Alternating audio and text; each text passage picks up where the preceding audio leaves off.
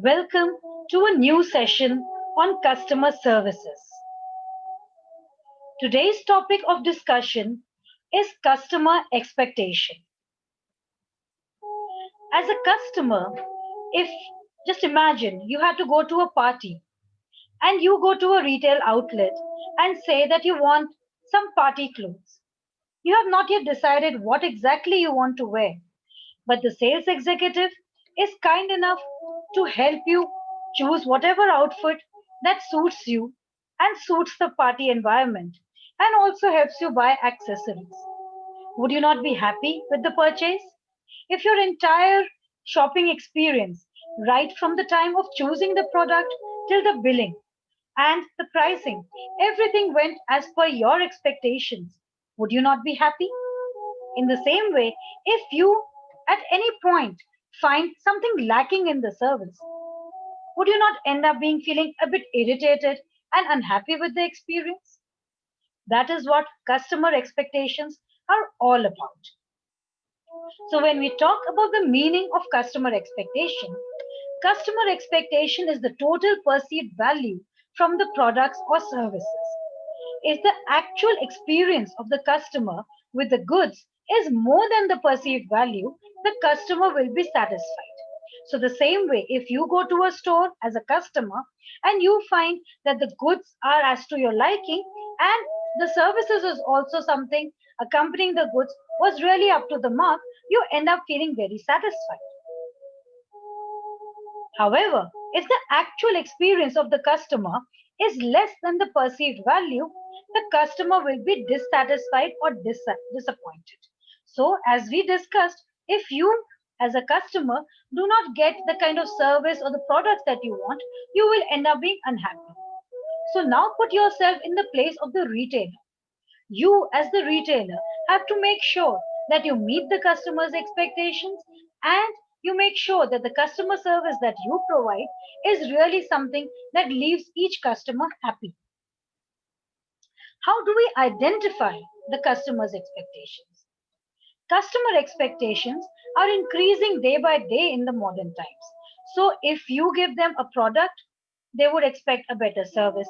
If you give them a better service, they might want after sales service. So, the expectations are increasing day by day in the modern times. So, if the retailer is unable to fulfill the customer's expectations, the customers will stop coming to them. And soon they will be out of business because it is the customers that step into a store that allow us to keep a store running and also to have our volume of sales increasing and have a profit. So we need to make sure that customer expectations are met. So customer expectations change with time, efforts, and customer needs. So I'll just give you an example here. Uh, in the 1980s and 90s, we had a telephone system like this. You only had landline, you had a rotary system. The rotary system of dialing moved to a touch, buttons kind of system. And then we came to a simple mobile phone, which we now call a dumb phone, where we had buttons and we could carry this mobile phone with us. And now we have got smartphones.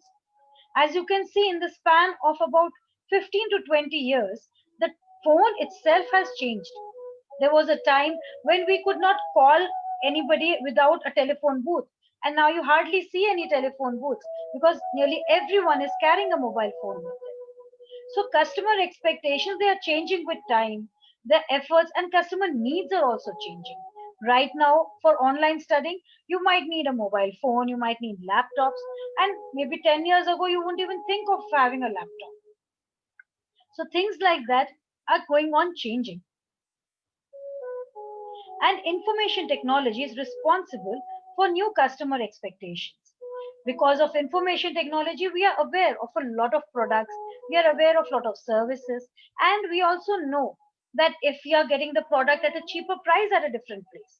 So all of this is responsible for new customer expectations. So how do retailers know what customers want? Their expectations and then their reality. We talk to customers. So let's just get into how this really works. Concept meets reality. Every customer wants his or her expectations to meet with reality. If I want a party dress, I really need to look beautiful.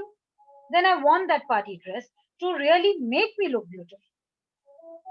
If I want a phone that has all the features like a camera, a lot of memory space, a lot of a speaker being loud, all of these, if you want that, you want your expectations to meet with the actual product that you buy. And then we as retailers need to have a conversation with customers. It is the only way, perhaps, that we can say that we can identify the customer's needs and customers' expectations, especially in the customer handling department when they come back to us with feedback or with complaints. This is the time when we get to know what really customers want. We also can take feedback from customers. A group feedback makes sense for a whole group of customers. When you take feedback in parts, it can apply to the entire group as well. And then we can gain insights from the community. When we know what the customer expectations are, when we talk about the entire community, we can make out what each customer would prefer. We also can make use of social media.